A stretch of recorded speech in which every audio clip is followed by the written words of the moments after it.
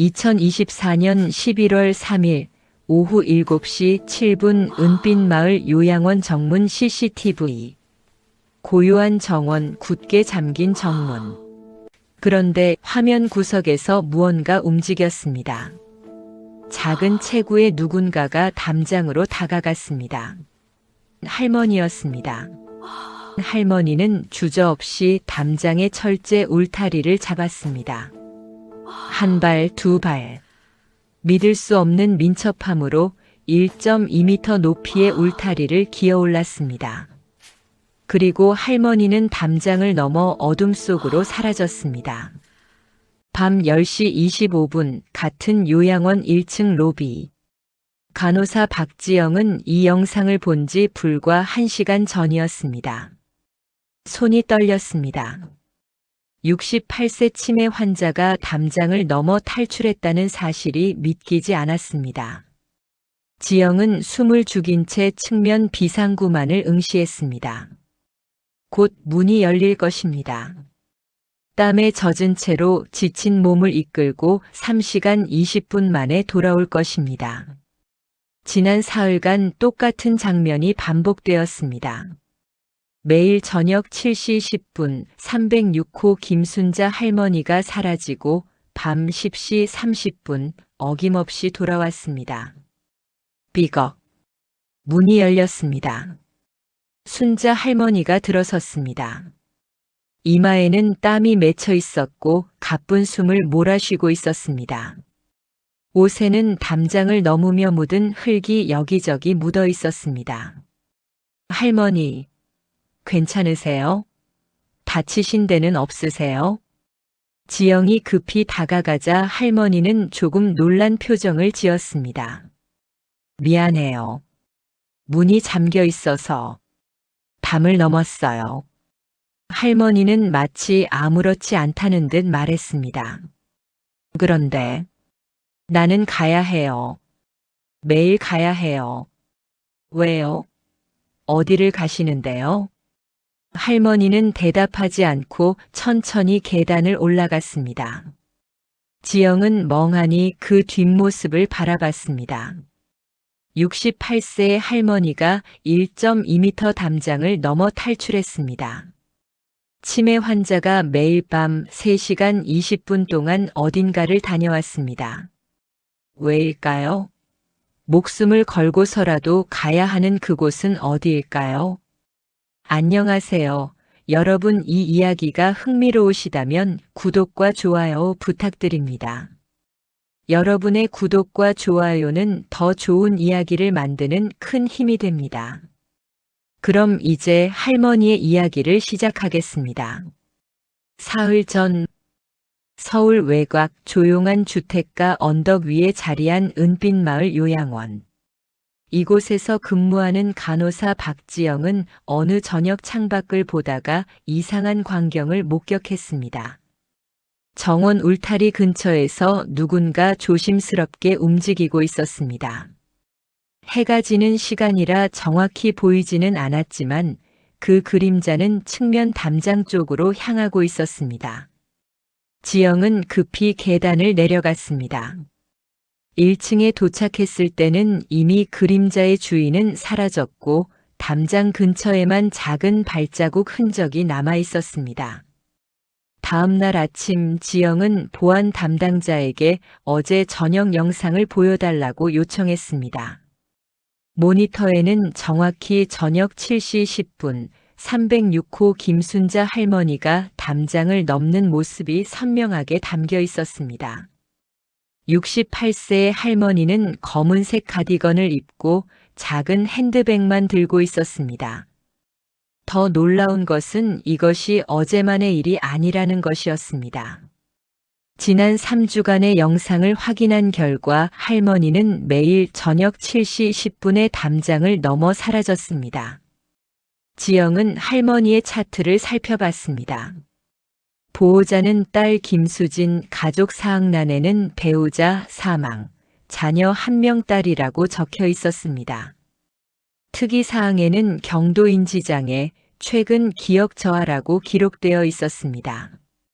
지영은 청소 담당 이숙자 씨를 찾아가 물었습니다. 306호 할머니 방 청소하실 때 이상한 점 없으셨어요? 숙자가 잠시 생각하더니 대답했습니다. 방은 항상 깨끗하세요. 그런데 새벽에 잠꼬대를 하시는 것 같더라고요. 재우가 하고 누군가 이름을 부르시는 소리가 들렸어요. 재욱이라는 이름. 차트에는 없는 이름이었습니다. 그날 저녁 지영은 다시 할머니를 지켜봤습니다. 7시 정각 할머니는 가디건을 여미고 핸드백을 확인한 후 계단으로 향했습니다.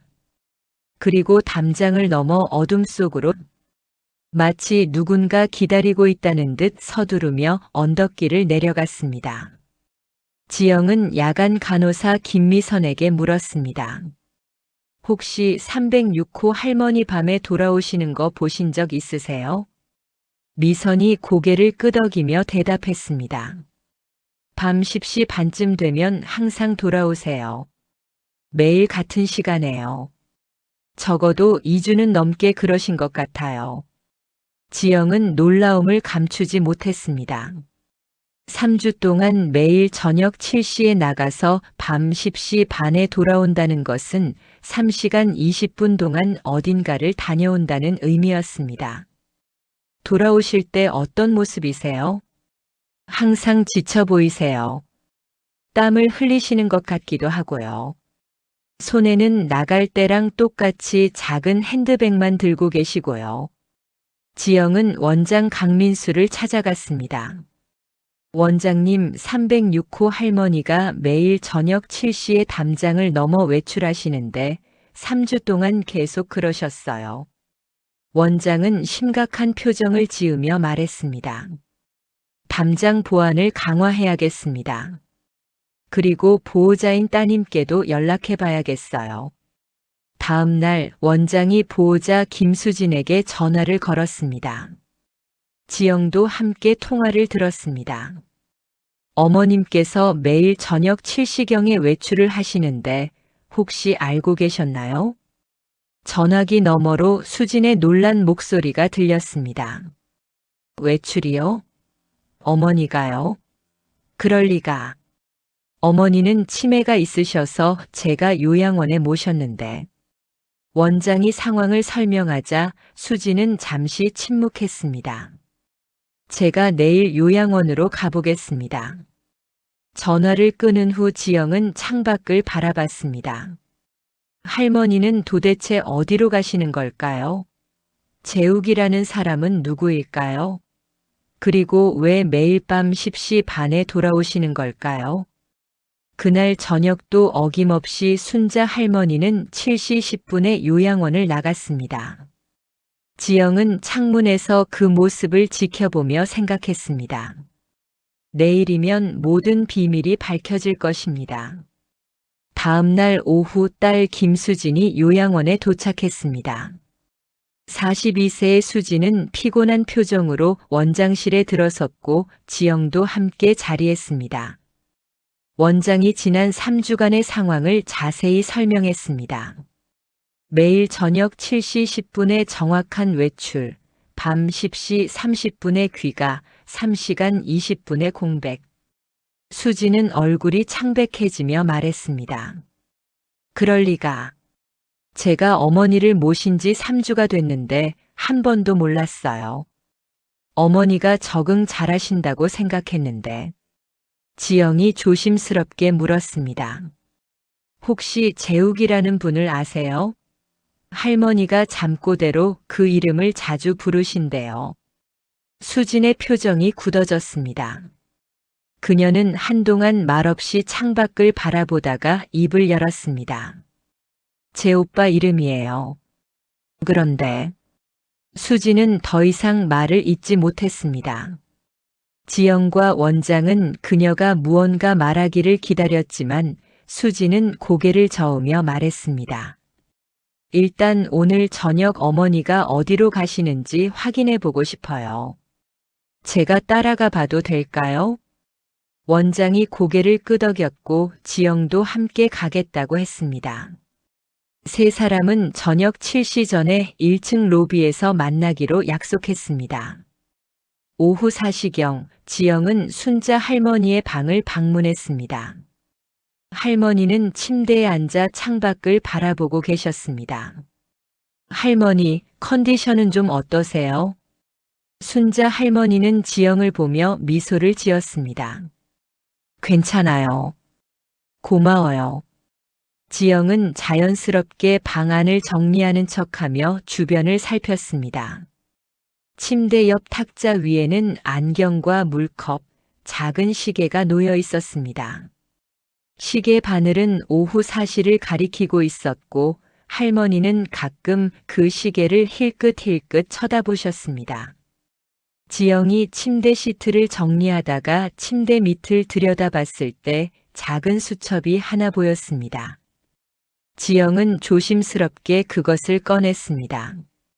낡은 수첩을 펼치자 빼곡한 글씨가 나타났습니다. 매일 같은 내용이 체크 표시와 함께 반복되어 있었습니다. 지영은 심장이 빠르게 뛰는 것을 느꼈습니다. 7시 밥 재우기. 이 세 단어가 매일 반복되고 있었습니다. 그거. 순자 할머니의 목소리에 지영이 깜짝 놀라 고개를 들었습니다. 할머니는 수첩을 바라보며 조용히 말했습니다. 잊어버리면 안 되니까. 적어둔 거예요. 7시에 밥 먹여야 해요. 누구한테요? 할머니는 잠시 망설이다가 대답했습니다. 재욱이한테요. 7시가 밥 먹는 시간이거든요. 지영은 더 묻고 싶었지만 할머니가 갑자기 피곤한 표정을 지으셔서 조심스럽게 수첩을 제자리에 놓고 방을 나왔습니다. 저녁 6시 50분 지영과 수진 그리고 원장은 1층 로비에서 만났습니다. 세 사람은 할머니가 볼 수 없는 구석진 곳에 숨어서 기다렸습니다. 7시 5분 순자 할머니가 계단으로 내려왔습니다. 할머니는 검은색 가디건을 입고 작은 핸드백을 들고 있었으며 주변을 살피는 모습이 여느 때보다 조심스러워 보였습니다. 할머니가 측면 비상구로 나가자 세 사람도 조용히 뒤를 따랐습니다. 밖은 이미 어두워지고 있었고 가로등 불빛만이 길을 밝히고 있었습니다. 순자 할머니는 언덕 아래로 내려가는 길을 따라 빠르게 걸었습니다. 68세라는 나이가 믿기지 않을 만큼 걸음이 빨랐습니다. 세 사람은 거리를 두고 할머니를 따라갔습니다. 할머니는 한 번도 뒤를 돌아보지 않았고 마치 익숙한 길을 걷듯 망설임 없이 앞으로 나아갔습니다. 10분쯤 걸었을까 할머니는 작은 슈퍼마켓 앞에서 멈춰 섰습니다. 수진이 작은 소리로 말했습니다. 어머니가 자주 가시던 곳이에요. 할머니는 슈퍼에 들어갔고 세 사람은 밖에서 지켜봤습니다. 창문 너머로 할머니가 채소와 고기, 그리고 몇 가지 반찬 재료를 고르는 모습이 보였습니다. 할머니는 계산을 마치고 비닐봉지 2개를 들고 나왔습니다. 지영이 숨을 죽이며 물었습니다. 저렇게 짐을 들고 어디로 가시는 거죠?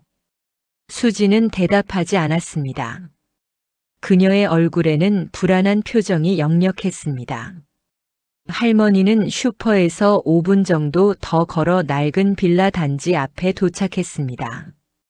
4층짜리 오래된 빌라였고 페인트가 벗겨진 외벽이 세월의 흔적을 보여주고 있었습니다. 할머니는 계단을 올라 2층으로 향했습니다. 수진이 떨리는 목소리로 말했습니다. 저기가 우리 가족이 살던 집이에요. 제가 어렸을 때부터 오빠랑 함께. 할머니는 지갑에서 열쇠를 꺼내 203호 문을 열었습니다. 문이 열리며 안쪽에서 희미한 불빛이 새어나왔습니다. 할머니는 안으로 들어갔고 문이 닫혔습니다. 세 사람은 계단 아래에서 서로를 바라봤습니다. 원장이 조심스럽게 물었습니다. 지금 들어가서 확인해 볼까요? 수진이 고개를 저었습니다.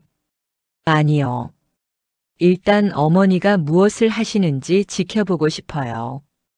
예비 열쇠는 제가 가지고 있으니까 나중에. 세 사람은 조용히 빌라 2층으로 올라갔습니다. 203호 창문은 커튼이 쳐져 있었지만 커튼 틈 사이로 안이 조금 보였습니다.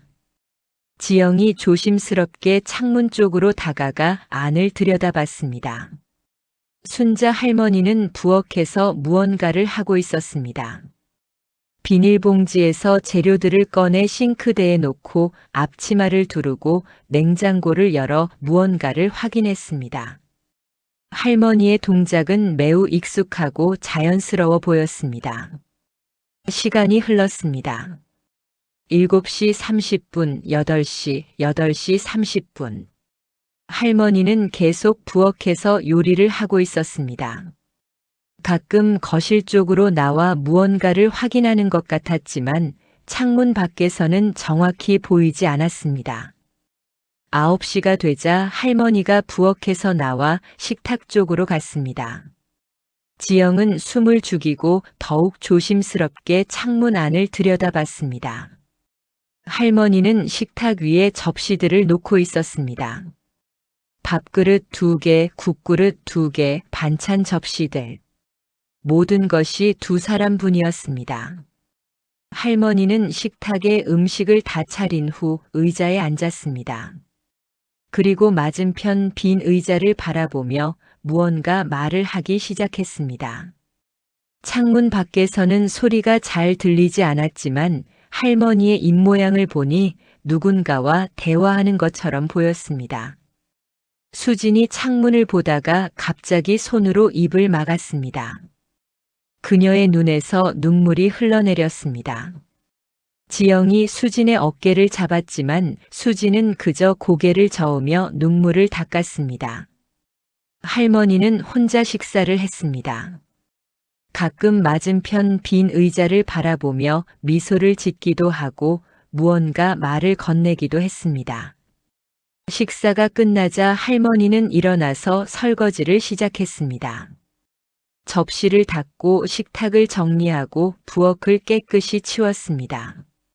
10시가 되자 할머니는 앞치마를 벗고 가디건을 다시 입었습니다. 불을 끄고 문을 잠그고 열쇠를 지갑에 넣었습니다. 할머니가 밖으로 나올 준비를 하는 것이 보였습니다. 수진이 재빨리 말했습니다. 어서 내려가요. 어머니가 나오시기 전에. 세 사람은 급히 계단을 내려가 빌라 입구 근처에 숨었습니다. 잠시 후 순자 할머니가 2층에서 내려왔습니다. 할머니의 걸음은 올 때보다 훨씬 느렸고 계단을 내려올 때마다 난간을 꼭 잡았습니다. 지친 모습이 역력했습니다. 할머니가 빌라를 나와 요양원 쪽으로 걸어가기 시작했습니다. 세 사람은 할머니가 완전히 멀어질 때까지 기다렸다가 다시 빌라 2층으로 올라갔습니다. 수진이 떨리는 손으로 지갑에서 열쇠를 꺼냈습니다. 들어가 봐야겠어요. 어머니가 도대체 무엇을... 왜? 수진의 목소리가 떨렸습니다. 지영이 수진의 손을 잡으며 말했습니다. 천천히 하세요. 제가 함께 있을게요. 수진이 열쇠를 문에 꽂았습니다. 찰칵 소리와 함께 문이 열렸습니다. 문이 열리자 익숙한 냄새가 수진의 코끝을 스쳤습니다. 오래된 집 특유의 냄새, 그리고 방금 요리한 음식 냄새가 섞여 있었습니다. 수진은 천천히 안으로 들어갔고 지영과 원장도 조심스럽게 뒤따라 들어갔습니다. 현관을 지나 거실로 들어서자 세 사람은 동시에 멈춰 섰습니다. 거실은 깨끗하게 정리되어 있었고 벽에는 오래된 사진들이 걸려 있었습니다. 어린 여자아이와 남자아이가 함께 있는 사진, 젊은 순자가 두 아이를 안고 웃고 있는 사진, 그리고 20대로 보이는 청년이 환하게 웃고 있는 사진이 눈에 들어왔습니다. 수진이 벽에 걸린 사진들을 바라보며 눈물을 흘렸습니다. 그녀는 떨리는 손으로 청년의 사진을 가리키며 지영에게 그가 자신의 오빠 재욱이라고 말했습니다. 지영이 재욱이가 지금 어디 있는지 조심스럽게 묻자 수진은 한참을 말없이 사진을 바라보다가 떨리는 목소리로 대답했습니다. 오빠는 15년 전에 세상을 떠났다고, 발달장애가 있었다고, 어머니가 평생 오빠를 돌보셨다고 말했습니다. 거실에 무거운 침묵이 흘렀습니다. 지영과 원장은 서로를 바라봤고 수진은 거실을 천천히 둘러보기 시작했습니다. 모든 것이 15년 전 그대로였습니다. 낡은 소파, 작은 TV, 오래된 식탁. 세월의 흔적이 곳곳에 남아 있었지만 동시에 깨끗하게 관리되고 있다는 느낌도 받았습니다. 수진이 식탁 쪽으로 걸어갔습니다. 식탁 위에는 아직 정리되지 않은 접시 하나가 놓여 있었습니다. 할머니가 미처 치우지 못한 것 같았습니다. 수진은 그 접시를 보며 아버지가 돌아가신 후 어머니 혼자서 오빠를 돌보셨다고 설명했습니다. 25년이 넘는 시간 동안 단 한 번도 오빠 곁을 떠나지 않으셨다고 말했습니다. 지영은 수진의 어깨에 조용히 손을 얹었습니다. 수진은 고개를 끄덕이며 어머니가 치매 때문에 오빠가 돌아가셨다는 사실을 기억하지 못한다고 말했습니다. 자신이 몇 번이나 오빠가 15년 전에 세상을 떠났다고 말씀드렸지만 어머니는 그때마다 화를 내시며 재욱이는 집에 있고 자신이 돌봐야 한다고 하셨다고 설명했습니다. 수진은 주방 쪽으로 걸어갔습니다. 싱크대는 깨끗이 정리되어 있었고 설거지도 완벽하게 되어 있었습니다. 행주는 가지런히 걸려 있었고 식기들은 제자리에 정돈되어 있었습니다. 25년 넘게 반복된 습관이 그대로 남아있는 부엌이었습니다. 수진이 냉장고를 열었습니다. 안에는 신선한 채소들과 고기, 그리고 몇 가지 반찬이 보관되어 있었습니다. 당근, 양파, 감자, 돼지고기 한 팩, 두부 한 모. 모두 최근에 구매한 것처럼 신선했습니다. 냉장고 문 안쪽에는 작은 메모지가 붙어 있었습니다. 할머니의 손글씨로 적힌 내용이었습니다. 재욱이가 좋아하는 음식들의 목록이었습니다. 된장찌개, 김치볶음, 계란말이, 불고기, 생선구이. 지영이 냉장고 안을 들여다보며 할머니가 매일 여기 와서 장을 보고 요리를 했다는 것을 깨달았습니다. 수지는 고개를 끄덕이며 눈물을 흘렸습니다. 그녀는 쓰레기통을 열어 안을 확인했습니다. 오늘 날짜가 찍힌 마트 영수증이 보였습니다. 할머니가 오늘 오후에 근처 슈퍼에서 구매한 것들이었습니다. 수지는 영수증을 손에 쥐고 한참을 그것을 바라봤습니다. 68세의 어머니가 매일 1.8km를 걸어와서 장을 보고 요리를 하고 15년 전에 세상을 떠난 아들을 위해 밥상을 차렸다는 사실이 믿기지 않았습니다. 아니, 믿고 싶지 않았습니다. 하지만 지금 이 순간 이 집에 남아있는 모든 흔적들이 그 사실을 증명하고 있었습니다. 지영은 가슴이 먹먹했습니다. 순자 할머니의 지친 모습, 매일 저녁 7시 10분의 정확한 외출, 밤 10시 30분의 귀가. 모든 것이 이제 이해가 되었습니다. 할머니에게 이 집은 아들이 사는 곳이었고 요양원은 자신이 사는 곳이었습니다. 매일 저녁 아들 집에 와서 밥을 차려주고 다시 자기 집으로 돌아가는 것. 그것이 할머니의 일과였던 것입니다. 수진이 식탁으로 다시 걸어가 의자에 앉았습니다. 그녀는 맞은편 빈 의자를 바라보며 조용히 말했습니다. 저 의자가 오빠의 자리였다고 어머니는 평생 저 자리에 오빠를 앉혀놓고 밥을 먹이셨다고 설명했습니다. 매일 저녁 7시 단 하루도 거르지 않으셨다고 덧붙였습니다. 원장이 조심스럽게 오빠가 어떻게 돌아가셨는지 물었습니다. 수지는 한숨을 쉬며 뇌전증 발작이었다고 대답했습니다. 갑작스러웠다고 그날도 어머니가 저녁 준비를 하고 있었다고 말했습니다. 오빠를 부르러 방에 갔는데 이미 늦었다고 목소리를 낮춰 설명했습니다. 수지는 더 이상 말을 잇지 못하고 얼굴을 손으로 가렸습니다. 지영은 수진의 옆에 앉아 그녀의 등을 쓰다듬었습니다. 원장은 조용히 창밖을 바라봤습니다. 세 사람은 한동안 말없이 그 자리에 앉아 있었습니다. 잠시 후 수진이 눈물을 닦으며 말을 이었습니다. 오빠의 장례식 후에도 어머니는 계속 이 집에서 혼자 사셨다고 했습니다. 자신이 어머니를 모시고 싶었지만 어머니가 거절하셨다고 재우기를 두고 어떻게 갈 수 있느냐고 하셨다고 말했습니다. 수지는 거실을 둘러보며 계속 설명했습니다. 몇 년 전부터 어머니의 치매가 시작됐다고, 처음에는 가벼웠다고, 최근 일을 잊어버리시는 정도였다고 했습니다. 하지만 점점 심해지셨고 결국 3주 전에 요양원에 모시기로 결정했다고 말했습니다. 지영이 조심스럽게 그때 할머니가 어떤 반응을 보이셨는지 물었습니다. 수지는 어머니가 계속 집에 가야 한다고 하셨다고, 재우기를 돌봐야 한다고 하셨다고 대답했습니다. 자신이 오빠는 15년 전에 돌아가셨다고 말씀드렸지만 어머니는 믿지 않으셨다고, 심지어 화를 내시며 거짓말하지 말라고 하셨다고 설명했습니다. 원장이 할머니가 요양원을 어디라고 생각하시는지 물었습니다. 수지는 잠시 생각하더니 아마도 어머니 자신의 집이라고 생각하시는 것 같다고 대답했습니다.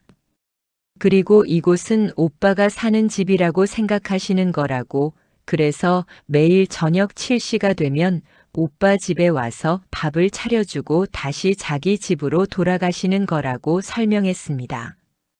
원장이 고개를 끄덕이며 그래서 매일 밤 10시 30분에 정확히 돌아오셨던 거라고 말했습니다. 할머니에게는 아들을 위한 일과가 끝나고 자기 집으로 돌아가는 시간이었던 것이라고 덧붙였습니다. 수지는 식탁 위를 천천히 쓰다듬으며 어머니가 평생을 오빠를 위해 사셨다고 말했습니다. 자신이 태어났을 때 오빠는 이미 8살이었고 발달장애 진단을 받은 상태였다고 설명했습니다.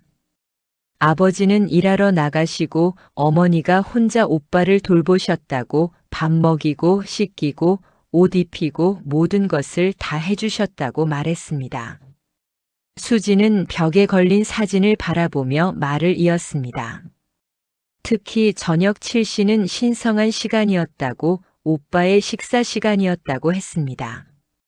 어머니는 그 시간만큼은 무슨 일이 있어도 오빠와 함께 식사를 하셨다고, 손님이 오셔도 약속이 있어도 항상 7시에는 오빠와 식사를 하셨다고 설명했습니다. 지영은 이제 모든 것이 이해되었습니다. 25년 넘게 반복된 일과 몸이 기억하는 그 시간. 순자 할머니는 치매로 최근 기억은 잃었지만 평생 반복한 그 루틴만큼은 잊을 수가 없었던 것입니다. 저녁 7시가 되면 불안해지고 어딘가로 가야 한다는 강박이 생기고 결국 이 집으로 와서 아들을 위한 밥상을 차리는 것. 그것이 할머니가 평생 해온 일이었고 치매도 잊게 할 수 없는 사랑이었습니다. 원장이 조심스럽게 이제 어떻게 할 것인지 물었습니다. 비상구는 수리해야 하는데 그러면 할머니가 나가실 수가 없다고, 하지만 매일 이렇게 다니시다가는 할머니가 쓰러지실 수도 있다고 말했습니다. 수진이 고개를 저으며 모르겠다고 대답했습니다. 어머니를 막아야 하는 건지 아니면 계속 이렇게 하도록 둬야 하는 건지 판단이 서지 않는다고 말했습니다. 그녀의 목소리에는 깊은 혼란과 슬픔이 묻어났습니다. 바로 그때 밖에서 발소리가 들렸습니다. 세 사람은 깜짝 놀라 서로를 바라봤습니다. 수진이 작은 소리로 어머니신 것 같다고 말했습니다. 할머니가 십시가 되어 집을 나섰지만 무언가 잊은 게 있어서 몇 분 만에 다시 돌아오신 것 같았습니다. 현관문이 열리고 곧 거실로 순자 할머니가 들어왔습니다. 할머니는 세 사람을 보고 깜짝 놀란 표정을 지었습니다. 순자 할머니는 딸에게 여기 왜 왔느냐고 물었습니다. 수진이 일어나 어머니에게 다가가며 뭐 두고 오신 거 있으시냐고 물었습니다. 할머니는 부엌을 바라보며 불을 껐나 확인하려고 왔다고 대답했습니다. 나이 들면 깜빡깜빡해서 위험하다고 덧붙였습니다. 할머니는 부엌으로 걸어가 가스레인지를 확인했습니다. 모든 것이 꺼져 있었습니다. 할머니는 안심한 듯 고개를 끄덕이며 다행이라고 재우기가 위험할 뻔했다고 혼잣말을 했습니다. 수진의 눈에서 다시 눈물이 흘러내렸습니다. 지영이 조심스럽게 할머니에게 다가가 재우기는 어디 있느냐고 물었습니다. 순자 할머니는 식탁의 빈 의자를 가리키며 여기 있지 않느냐고 대답했습니다. 밥 다 먹고 방에 들어갔을 거라고 우리 재욱이는 착해서 밥 먹고 나면 항상 방에서 쉰다고 말했습니다. 할머니는 빈 의자를 바라보며 환하게 웃었습니다. 그 미소는 너무나 평화로워 보였고 동시에 너무나 슬퍼 보였습니다. 치매로 현실을 잊어버린 어머니의 미소는 어쩌면 그녀가 가장 행복한 순간에 머물러 있다는 증거였습니다. 아들이 살아있고 자신이 아들을 돌볼 수 있는 그 시간에 수진이 어머니의 손을 잡으며 이제 집에 가자고 말했습니다. 순자 할머니가 고개를 끄덕이며 그래, 가자고 대답했습니다. 재욱이한테 잘 자라고 해야겠다고 덧붙였습니다. 할머니는 빈 의자를 향해 재우가 엄마 간다고 내일 또 올게, 저녁 7시에 올게 하고 말했습니다. 그리고 수진의 손을 잡고 현관으로 향했습니다. 문을 나서기 전 할머니는 한 번 더 뒤를 돌아보며 미소를 지었습니다. 마치 정말로 그곳에 아들이 있는 것처럼, 아들이 자신을 배웅하는 것처럼. 네 사람은 조용히 빌라를 나왔습니다. 밤 공기가 차가웠고 거리는 고요했습니다. 순자 할머니는 수진의 팔을 잡고 천천히 걸었습니다. 지영과 원장은 뒤에서 그 모습을 지켜봤습니다. 68세 어머니와 42세 딸이 함께 걷는 뒷모습이 가로등 불빛 아래 길게 그림자를 드리웠습니다. 요양원으로 돌아오는 길은 조용했습니다. 순자 할머니는 수진의 팔을 잡고 천천히 걸었고 가끔 하늘을 올려다보며 좋은 날씨라고 혼잣말을 했습니다. 지영과 원장은 뒤에서 그 모습을 지켜봤습니다. 할머니는 전혀 이상한 일을 했다는 인식이 없어 보였습니다. 그저 일상적인 일과를 마치고 집으로 돌아가는 것처럼 평온한 표정이었습니다. 요양원에 도착하자 원장은 순자 할머니를 방으로 모셨고 수진과 지영은 1층 상담실에 남았습니다. 수진은 소파에 앉아 한참을 말없이 창밖을 바라봤습니다. 지영은 그녀 옆에 조용히 앉아 기다렸습니다. 한참 후 수진이 입을 열었습니다. 그녀는 어린 시절 이야기를 시작했습니다. 1990년 자신이 8살 때 오빠 재욱이가 태어났다고 말했습니다. 부모님은 너무나 기뻐하셨고 자신도 동생이 생긴다는 사실에 들떠 있었다고 했습니다. 아버지는 아들이라며 자랑스러워하셨고 어머니는 밤낮으로 아기를 돌보셨다고 기억했습니다. 하지만 재욱이가 돌이 지나고 두 돌이 지나도 다른 아이들처럼 말을 하지 못했다고 했습니다. 걸음마도 늦었고 눈을 잘 마주치지 않았다고 설명했습니다.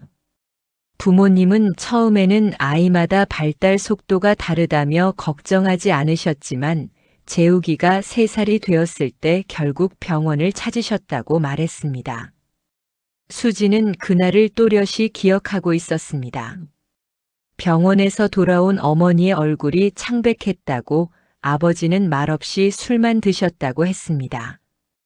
중증 발달장애라는 진단을 받았고 평생 돌봄이 필요할 거라는 의사의 말을 들으셨다고 설명했습니다. 그 후 집안 분위기가 완전히 바뀌었다고 수지는 말했습니다. 아버지는 점점 더 집에 늦게 들어오셨고 어머니는 재욱이만 돌보셨다고 했습니다. 자신은 어린 마음에 외로움을 느꼈지만 동시에 어머니가 얼마나 힘드실까 걱정도 되었다고 덧붙였습니다. 재욱이는 성장하면서도 발달이 거의 이루어지지 않았다고 수지는 설명했습니다. 간단한 단어 몇 개만 할 수 있었고 엄마, 배고파, 고마워, 이 3단어가 재욱이가 할 수 있는 전부였다고 말했습니다. 하지만 재욱이는 순한 아이였다고 화를 내거나 떼를 쓰는 일이 거의 없었다고 기억했습니다. 수진이 중학생이 되던 해 아버지가 교통사고로 돌아가셨다고 했습니다. 갑작스러운 사고였고 집안은 순식간에 무너졌다고 말했습니다. 당시 어머니는 37세였고 3세의 재욱이를 혼자 돌봐야 하는 상황이 되었다고 설명했습니다. 어머니는 생계를 위해 식당에서 일하기 시작했다고 수지는 말했습니다. 아침 일찍 나가서 오후 5시에 돌아오셨고 돌아오시면 곧바로 재욱이를 돌보셨다고 했습니다. 씻기고 옷 갈아입히고 저녁 준비를 하셨다고 설명했습니다. 그리고 저녁 7시는 어머니에게 가장 중요한 시간이었다고 수지는 강조했습니다. 재욱이의 식사 시간이었고 어머니는 그 시간만큼은 절대 놓치지 않으셨다고 말했습니다. 재욱이는 규칙적인 생활을 해야 했고 특히 식사 시간이 중요했다고 설명했습니다. 시간이 조금만 달라져도 재욱이는 불안해했고 어머니는 그것을 누구보다 잘 알고 계셨다고 덧붙였습니다. 25년 넘게 어머니는 단 하루도 저녁 7시를 놓친 적이 없었다고 수지는 말했습니다. 명절에도 아파서 누워있을 때도 폭설이 내리는 날에도 어머니는 정확히 7시에 재욱이와 식사를 하셨다고 했습니다. 그것이 어머니의 루틴이었고 삶의 중심이었다고 설명했습니다. 수진 자신은 대학을 졸업하고 직장을 다니다가 결혼을 했다고 말했습니다. 결혼할 때 어머니와 재욱이를 모시고 싶었지만 어머니가 완강히 거절하셨다고 했습니다. 재욱이는 낯선 환경에 적응하지 못한다고 이 집에서만 편안해한다고 하시며 혼자 재욱이를 돌보겠다고 하셨다고 설명했습니다. 수지는 결혼 후에도 자주 친정에 들렀다고 말했습니다. 일주일에 한 번은 방문해서 어머니를 도왔고 장을 받아들이고 집안일을 거들었다고 했습니다. 하지만 언제나 어머니는 괜찮다고 자신이 할 수 있다고 하셨다고 기억했습니다. 재욱이는 조용히 성장했다고 수지는 말했습니다. 20대가 되어도 여전히 어린아이 같았고 어머니만 따랐다고 했습니다. 어머니가 보이지 않으면 불안해했고 어머니 목소리만 들으면 안정을 찾았다고 설명했습니다. 그리고 2010년 어느 봄날 재욱이에게 갑작스러운 일이 일어났다고 수지는 말했습니다. 어머니가 저녁 준비를 하고 계셨고 6시 50분쯤 재욱이를 부르러 방에 가셨다고 했습니다. 하지만 재욱이는 이미 침대에 쓰러져 있었고 숨을 쉬지 않고 있었다고 설명했습니다. 뇌전증 발작이었다고 의사는 말했다고 수지는 덧붙였습니다. 발달장애가 있는 사람들에게 가끔 일어나는 일이라고 예측할 수 없는 일이라고 했다고 전했습니다. 재욱이는 28세의 나이로 세상을 떠났고 어머니는 그날 이후 완전히 다른 사람이 되셨다고 말했습니다. 장례식 내내 어머니는 말을 하지 않으셨다고 수지는 기억했습니다. 눈물도 흘리지 않으셨고 그저 재욱이 영정 사진만 바라보고 계셨다고 했습니다. 장례를 치르고 난 후에도 어머니는 그 집에서 계속 사셨고 자신이 함께 살자고 아무리 권유해도 거절하셨다고 설명했습니다. 어머니는 매일 저녁 7시에 식탁에 밥상을 차리셨다고 수지는 말했습니다. 재욱이 자리에도 밥과 국과 반찬을 놓으시고 혼자 식사를 하셨다고 했습니다. 자신이 그만하시라고 말씀드렸지만 어머니는 재욱이가 배고플까봐 걱정된다고 하셨다고 기억했습니다. 몇 년 전부터 어머니의 기억력이 떨어지기 시작했다고 수지는 설명했습니다. 처음에는 사소한 것들이었다고 약속 시간을 잊으신다거나 물건을 둔 곳을 기억 못하시는 정도였다고 말했습니다. 하지만 점점 심해지셨고 결국 병원에서 경도인지장애 진단을 받으셨다고 했습니다. 신기한 것은 어머니가 최근 일은 기억 못하셔도 재욱이에 관한 기억은 생생하셨다는 것이라고 수지는 말했습니다. 재욱이가 좋아하는 음식, 재욱이의 습관, 재욱이와 함께했던 시간들은 모두 기억하고 계셨다고 했습니다. 오히려 재욱이가 돌아가셨다는 사실을 점점 더 기억하지 못하게 되셨다고 설명했습니다. 수지는 고민 끝에 어머니를 요양원에 모시기로 결정했다고 말했습니다. 혼자 사시기에는 위험하다고 판단했고 전문적인 돌봄이 필요하다고 생각했다고 했습니다. 하지만 어머니를 설득하는 것이 가장 어려웠다고 덧붙였습니다. 어머니는 재욱이를 두고 갈 수 없다고 하셨다고 수지는 말했습니다. 자신이 오빠는 15년 전에 돌아가셨다고 말씀드렸지만 어머니는 그것을 받아들이지 못하셨다고 했습니다. 거짓말하지 말라고 재욱이는 집에 있다고 자신이 돌봐야 한다고 계속 반복하셨다고 설명했습니다. 결국 어머니를 억지로 요양원에 모셨다고 수지는 고백했습니다.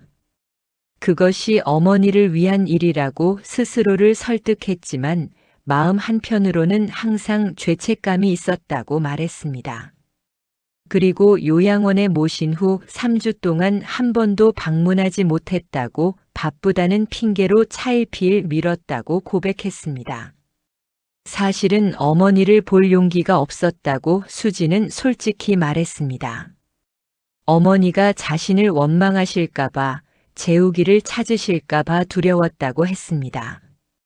그래서 전화로만 요양원의 안부를 물었고 어머니가 잘 적응하고 계신다는 말에 안심했다고 설명했습니다.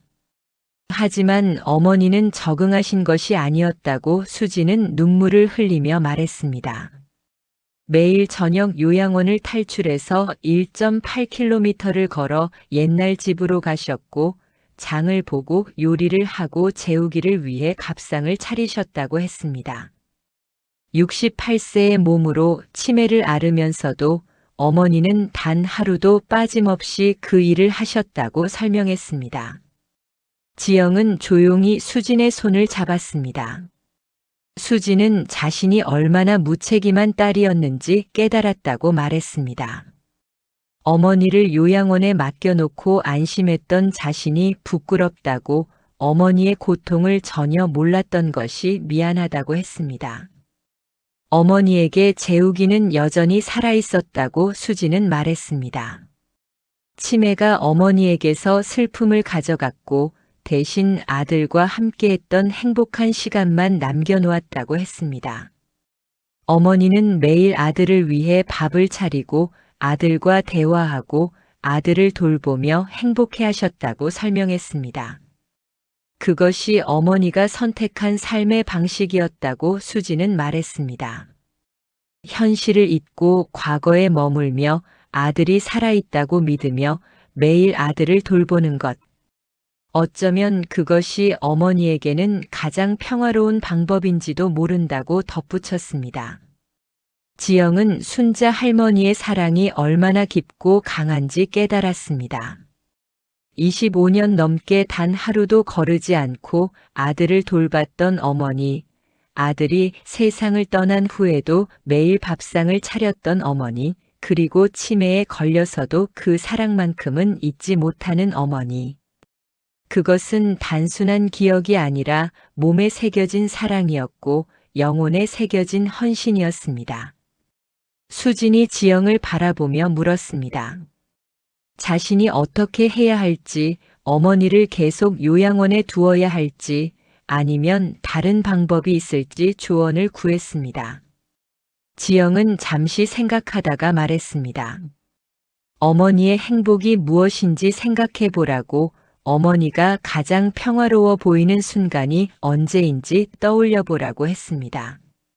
수지는 오늘 저녁 창문 너머로 본 어머니의 모습을 떠올렸습니다.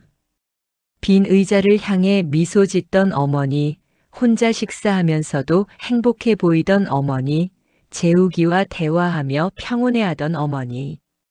그 순간 어머니는 치매 환자가 아니었고 슬픔에 잠긴 어머니도 아니었습니다. 그저 아들을 사랑하는 평범한 어머니였습니다. 수지는 결심한 듯 고개를 끄덕였습니다. 자신이 어머니를 도와드려야겠다고, 어머니 혼자 그 길을 걷게 할 수 없다고 말했습니다. 내일부터 자신이 매일 저녁 어머니와 함께 그 집에 가겠다고, 함께 재우기를 위한 밥상을 차리겠다고 다짐했습니다.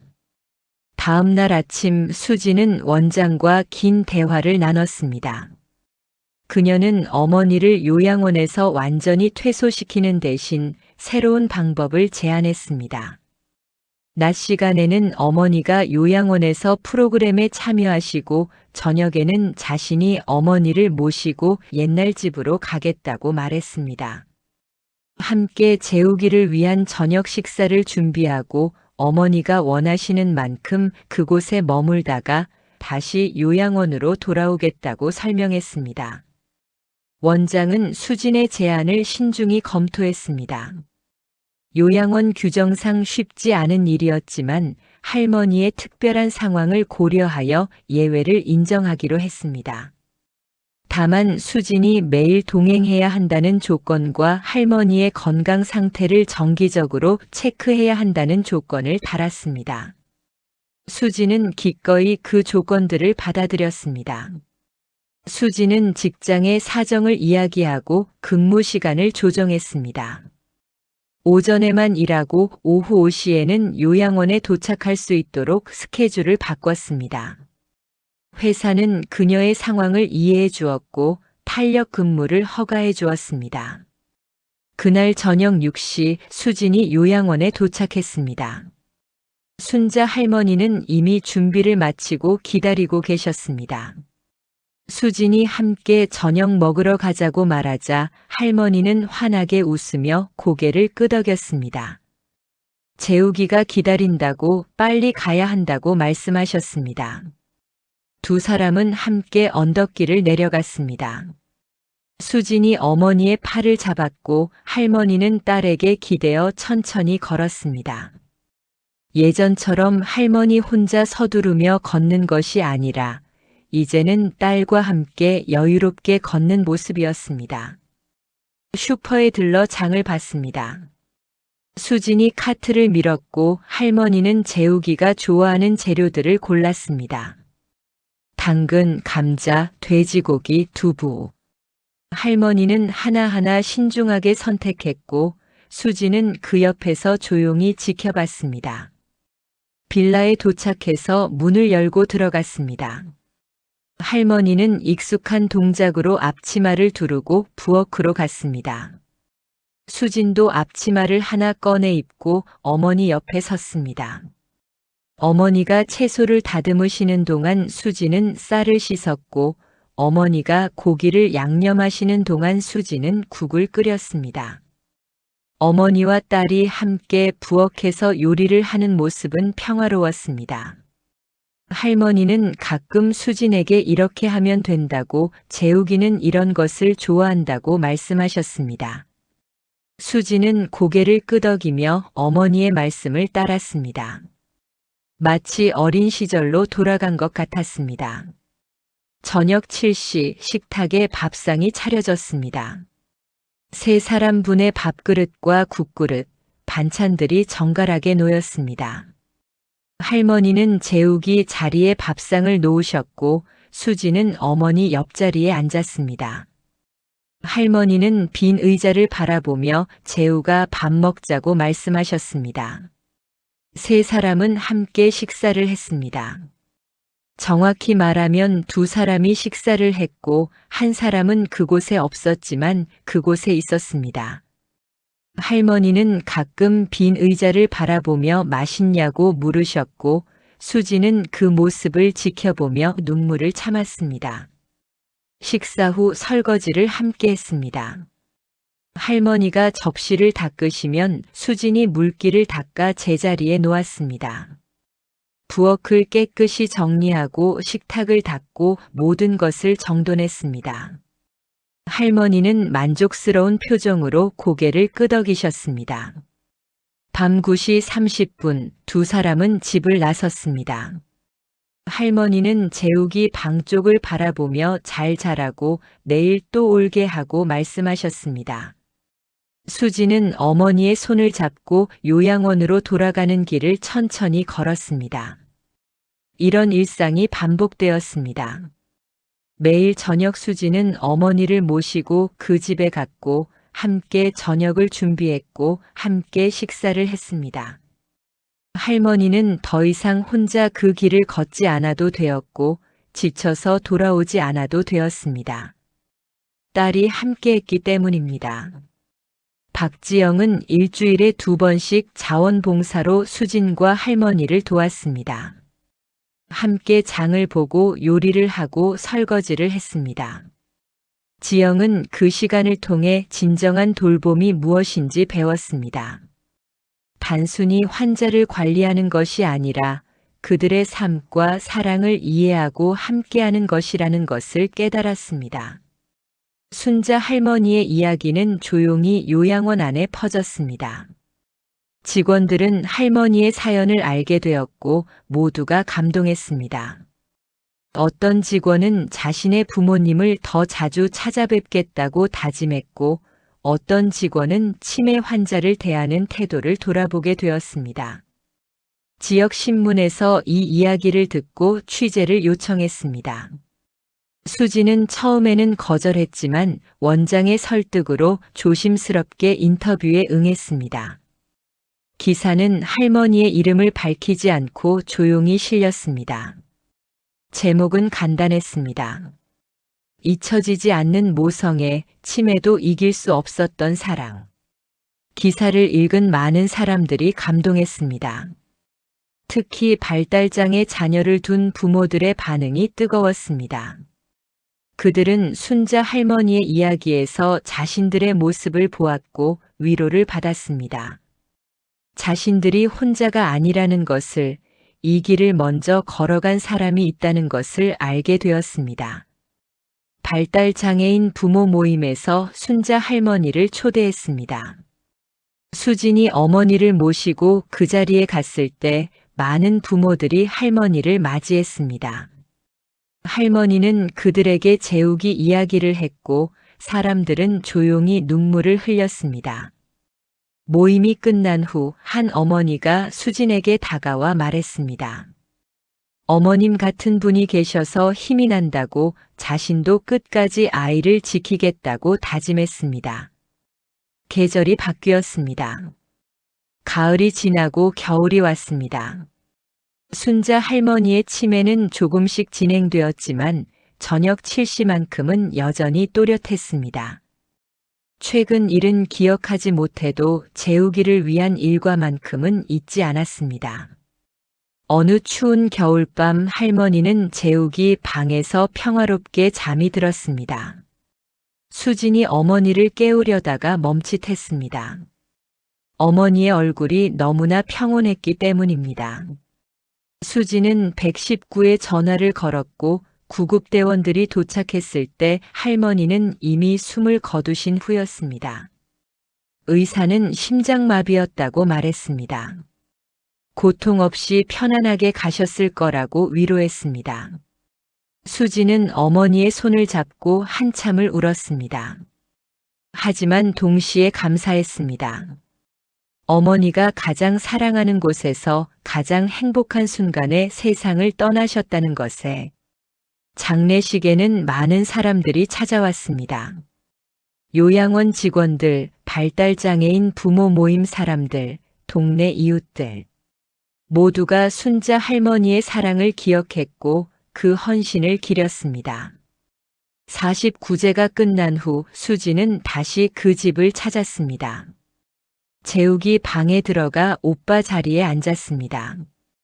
그리고 어머니가 했던 것처럼 빈 의자 2개를 바라보며 말했습니다. 엄마, 오빠 잘 쉬세요. 딸이 기억할게요. 박지영은 그 후 치매 환자 전문 요양보호사 과정을 밟기로 결심했습니다. 순자 할머니를 통해 배운 것들을 더 많은 사람들과 나누고 싶었습니다.